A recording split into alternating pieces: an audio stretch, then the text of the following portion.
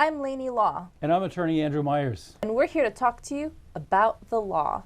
Today we're going to be approaching a topic that's been on a lot of people's minds. How will you know how much your personal injury claim is going to be worth? You know what, that's the biggest question I get from people, whether they've had a slip and fall accident or whether they've been injured in a car accident. And there are a lot of factors to take into consideration when we're trying to figure out what a case is worth. Factors include the nature of the injury, how it affected the life of the injured person, the dollar amount of any medical bills, the length and extent of disability. If the person works and they lost wages, that's a big factor. Scarring, now that doesn't occur in every case, but it occurs in some cases. Loss of function and residual symptoms, plus a lot of other factors, but that's a start. So with all that being said, is there some kind of mathematic formula that you can put together? There's so many different aspects to it. How exactly would you calculate what someone being injured for, say, a week and needing to go to rehab, how would we figure out the dollar amount behind that with a formula? Sometimes personal injury attorneys and insurance adjusters added up the medical bills and they would multiply this total to get a magic number. This is called the special damages. Where available, the lost wages did come into the mix and they were very important. Then they would multiply this number by 3. Multiplying the special damages by 3 gave you a baseline objective when you were negotiating with the insurance company. But the secret is that before you negotiate with the insurance company with that objective in mind, you have to have a demand which is higher than your goal. And people would multiply the basic goal by 7 or 10 in order to get to this basic demand. This would depend on the attorney's strategy, the insurance company, and even the dynamics between the attorney and the particular claims adjuster, if such dynamics did exist. Another factor driving the multiplier in the case would be liability. In other words, a lot of times in an intersection accident, there might be a question. The person comes to me, said they had a green light and the other guy had the red light. Well, maybe a traffic cam shows that it was a really pregnant yellow light and maybe they may or may not have had the true right of way. So that affects the multiplier and the amount of the damages. If in the end we got 3 times the specials, that way back then was considered to be okay. Why don't we take a look at what a typical case would look like. Let's pretend you had a car accident. Let's go to the whiteboard. How much were your medical bills? As far as medical bills go, we're looking at about $3,000. Did you lose any wages? For being out of work for about a week, it was about $1,500. Quick math says that what we call your special damages is $4,500. That is the out-of-pockets, the medical bills and the lost wages, and so that is what we call, again, special damages. The magic secret formula a long time ago was you would take the special damages times 3, and that gets you $13,500. So that is the basic value of your claim. That's how much we want to get for you. But we don't tell the insurance company that because we need to negotiate. So we start with a higher number, and just for the sake of argument, we're going to double that, is $27,000. The base value that we want to get on your claim, the case value, is $13,500. But we double it so that we leave some room for negotiations, and we look for $27,000 as our demand. So we've talked about a couple of different things, like liabilities and how to determine the case value. So it sounds like it could be simple math. What's the big deal? What's the big deal? It would be nice if things were that simple, but in life things are not always that simple. And a lot of insurance companies and claims professionals have rejected the simple mathematical view. And there are a lot of reasons. One of the reasons is the escalation of medical bills in recent years. For example, an MRI can cost you $1,200 to $3,000. I caught a hospital one time charging $10,000 for an x-ray. Well, I thought it was a mistake. When I called the hospital and asked them how they could charge $10,000 for an x-ray, they said, because we can. So these huge medical bills that we see in our current era skew the whole mathematical approach out of all proportion. Oh, the other reason that people didn't like the old mathematical approach was it penalizes people who go on with their lives quickly. We call it mitigation of damages. And what mitigation of damages means is many people after an accident just want to ignore the pain possibly and get on with their lives, and they hurry up. to get back onto their daily routines. The mathematical approach penalizes them. If we're not able to use this formula, how are we going to figure out what a personal injury case is worth? Well, there's another way to evaluate a personal injury case, and people draw a timeline after the accident. In other words, the accident is day one. How long after the accident are people totally disabled and unable to work, and that kind of thing. Then how long are they partially disabled and they're still treating? So this approach puts numbers on periods of time that people are unable to go on with their average daily lives. Let's go to the whiteboard. How long were you out of work? I was out of work for about at least a week. So when we evaluate the claim, we call that total disability. The next question is your partial disability. And generally speaking, this is the period of time that you still needed some medical attention. How long did you treat with medical professionals after the accident?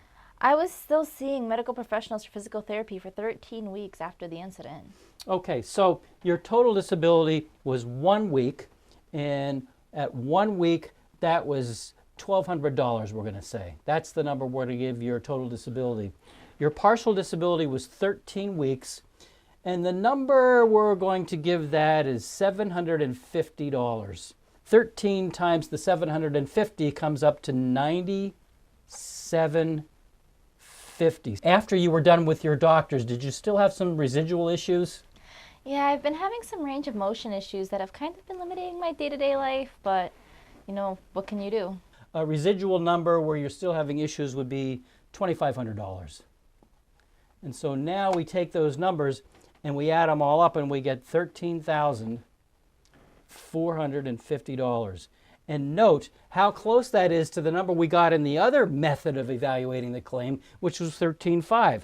And I use this as a check. In other words, when I evaluate a case, I'll do method 1 and then I'll do method 2, and that shows me that I'm pretty much on point. Aside from the formula and the timeline-based method, is there any other way that we can use to figure out the value of this case?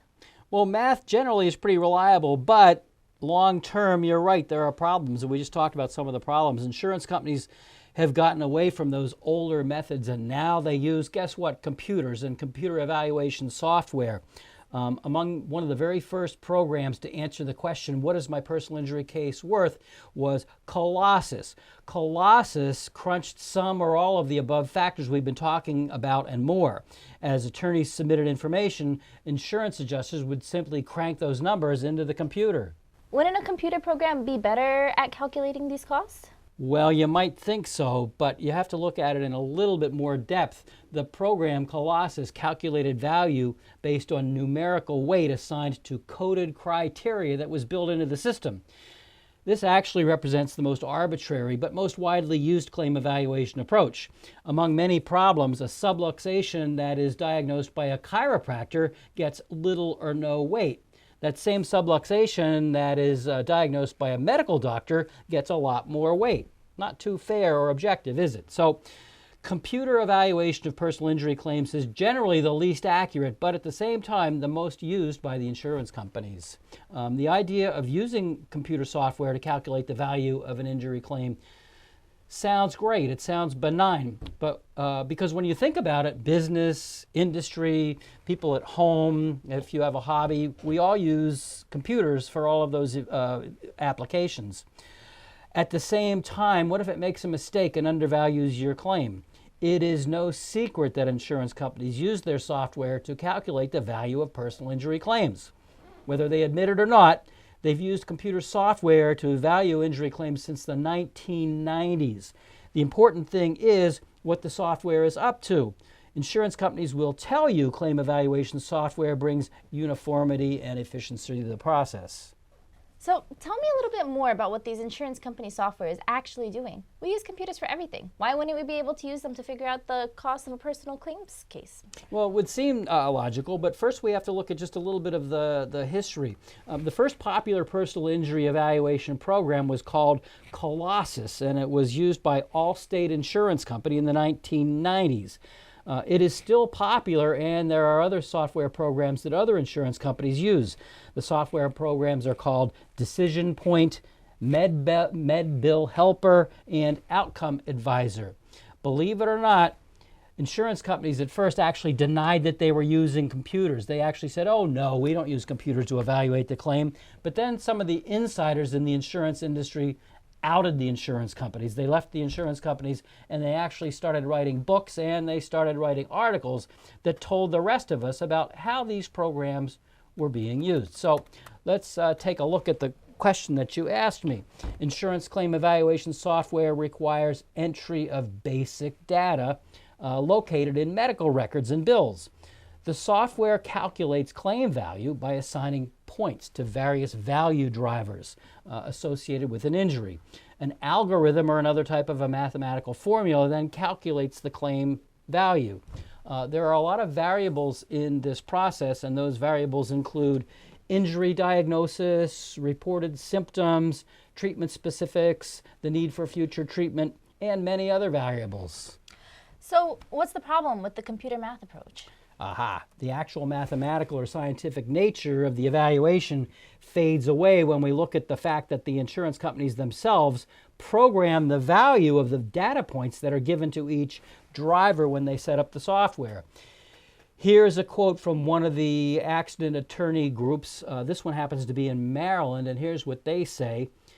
Colossus allows Allstate, Aetna, USAA, and any other auto insurance company using it to artificially drive down injury values.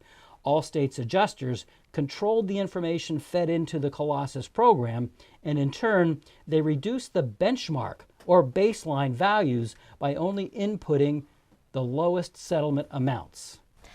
But if it's a computer software program, how are these companies adjusting and changing the amounts? The computer companies or the insurance companies that are using this software set it up based on some driving values that they assign to this various medical data. One injury in one computer, the same injury in another computer might have different drivers behind them. Insurance companies spending millions for use of the software get to tweak the software to reduce the claim values. As claim departments set up the software, they use a process called benchmark tuning to give whatever value they choose to various elements of a personal injury claim. In step 2, known as fine-tuning, insurance companies simply fix the output downwards to meet profit goals that were set by management. Here is a quote. The use of Colossus produced immediate results in reducing claim payouts. The use of evaluation decision support tools and a second look have resulted in lower settlement values. The Colossus sites have been extremely successful in reducing severities, with reductions in the range of 20% in Colossus evaluated claims.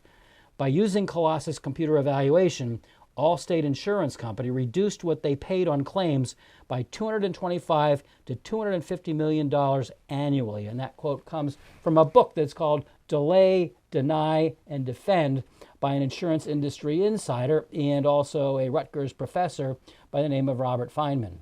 Can't there be some kind of personal factor that takes into consideration when we're using these computer software programs to determine the amount of the claims? Yeah, you might think so, actually. But through that initial report of injury, through the entire process, you and your attorney may describe symptoms that you sustained after a car accident, such as headaches, scarring, or actual severe injuries. The problem is none of that goes into the computer program, none of it. The only data that actually is entered into the computer program is that which is placed on your medical records, and it all has to be coded. And so unless the things that you've just talked about, how it affected your daily life, whether you could cook, whether you could ride your bicycle, whether you could go to work, none of that goes into the claim evaluation unless a doctor enters it into your medical records. But insurance companies have been around for a really long time. Wouldn't you think that there would have been some improvements or changes done to kind of counteract those negative implications? The problem is in the mid-2010s, all of these code sets were changed. They call them ICD-10-CM code sets. This significantly changed the codes that all medical providers must use in order to get their bills paid. The new system caused so much confusion that regulators who require these numbers delayed the implementation of the numbers for quite a long period of time until people could take training seminars to learn them. Whether you have suffered catastrophic injuries, traumatic brain injury, a sprain, strain, nothing at all factors into that computer unless it is properly coded into your medical records by the medical care provider. If the medical providers themselves found changing the code systems challenging, it's really wishful thinking on all of our part to think that the applicable codes will be included in the records. So unfortunately, the amount of detail that is required to accurately support full and fair claim evaluation is just lacking. How can we combat that? How can we get the money that we deserve from our injury? I had a client a number of years ago who came to me, and he had been fighting with the insurance company. He had had an accident, and he had gone online and read a lot about what we're talking about, and he read a book, and he decided to do the claim himself. And he got all of his medical records together and his medical bills, and he sent them into the insurance company with a demand. They didn't even respond to him. So he came to me, and I agreed to take the case, and I looked at it closely, and I found that he had far undervalued his own case. He had undervalued his own case, and even the insurance company didn't want to really deal with that, so they didn't even talk to him. So I took his medical records and his bills and some things that he had left out, like I think a photograph of his scarring, the fact that the liability was clear as the day is long, and also some other things that were in his medical records. And I took photographs of the damage to his car and things like that, and I put together a demand package. I sent it into the insurance company, and I ended up settling that case for double what he had even demanded. So he had lowballed himself. He had given himself a low value, which even the insurance company didn't want to deal with. And so even after he himself tried to settle the case, I got him double what he had demanded in his own case. You really have to kind of fight just to get what you deserve, and without representation, they didn't even want to work with him. What's the big secret behind all this? Well, that depends on whatever insurance company you're dealing with. I mean, sometimes attorneys have a personal relationship with an adjuster. Sometimes attorneys know exactly what software they're working with. There are little quirks. Have you ever had a computer program work perfectly the way it's supposed to? In my dreams, maybe. I know. So even some of the programs that they've used, and I mentioned the names of them earlier, even they have some little quirks. And as I also mentioned, Allstate and the other companies tune these to their own needs. And so there are, if you know the company, you know the adjuster, you know the way they've adapted this software, there are little quirks that are beyond the scope of this particular podcast that we can kind of dig into it and get around these little quirks in the software. So it's not easy. It's become, evaluating a claim has come from the simple mathematical formula that I showed you that I learned way over 25 years ago to now doing it all on the computer. The problem is that the software just has too many quirks, too many variables, and they're stacked to help the insurance company and not help us. There's a lot of different things that go into this, and from what you've told me, I need to find representation. Can I just get those big lawyers that you see on TV? I don't know anybody who to contact. I'm assuming that if somebody's advertising, you can just go after them, right, and get them to work on your case? Oh, the big TV lawyers. I mean, they would love what you're saying. I go to the gym, and they have 8 huge big screen monitors that I'm looking at when I'm on the treadmill, and I've seen 5 or 6 of the screens all have lawyer ads. And so, sure, you can call those guys, but there's a couple of problems with that. One is that I've had people come to me after they retained one of those attorneys, and they said, I drove all the way into the city to meet with this attorney, and I just got a staff member, not even a paralegal. I got a staff member. They sat me down. They made me fill out a form, and you're not even going to meet with an attorney. If you meet with an attorney, it's a cameo appearance. He's going to come in, he's going to take a look at the form, and then he's going to be out of the office, and you're never going to deal with them. So if you hire a local attorney like myself, you're actually going to sit down like we are right now and talk to them as a human being and ask them questions and make sure that they answer your questions. That's problem number one. Problem number two is, do you want a local attorney who goes to court, who will review your file, look at your medical records, call you up on the phone and ask you a question about your case? Do you want that attorney that's going to spend time on your case, or do you want a guy that's too busy in the TV studio making his next, TV ad? So, is there anything else that you think that someone who's been in an accident should know? Actually, there's one more little insider tip that is really important that a lot of people, even a lot of experienced attorneys, don't know about, and that's an accounting trick that the insurance companies all use. It's called a reserve. And what a reserve is a cap that insurance companies, for financial reasons, set on every single claim that comes in. So, for example, when you first have a car accident and you call the insurance company to report it, they start asking you questions. And you might say, oh, yeah, I was able to fix my breakfast this morning, and I was able to walk my dog this morning, and things like that. And so from that, they'll think, well, you know what, Laney's okay, and so we're going to set a low reserve. Well, the problem with that is, what if your medical treatment lasts longer than you think? Or what if you have injuries that don't manifest themselves until later on?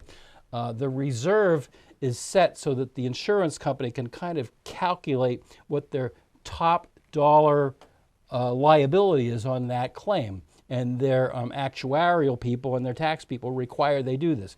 If you have, obviously tried to undersell yourself in the claim, you're going to have a low reserve, and in the end, the claims adjuster might just actually say to you, I just don't have that money, and they won't settle it for any more than that reserve, and you're going to end up with a lawsuit. Thank you so much, Andrew, for your time today. Where can our viewers learn more about your practice? I practice personal injury law in both Massachusetts and New Hampshire. I have offices in Derry and in Methuen, Massachusetts. Please don't do this yourself. If you have been injured in an accident, I highly recommend that you call our office. If you have any questions for me or you'd like to contact me, please go to my website. It's attorney-myers.com. It's attorney-myers.com. Go to the contact area, and there will be a block there where you can type in any question you have. If you have a question for a future podcast, we'll try and get around to it, or if you'd like to contact me about an injury, please do so, and we'll get back to you as quickly as we can. This is Laney Law. And I'm attorney Andrew Myers. And this has been About the Law.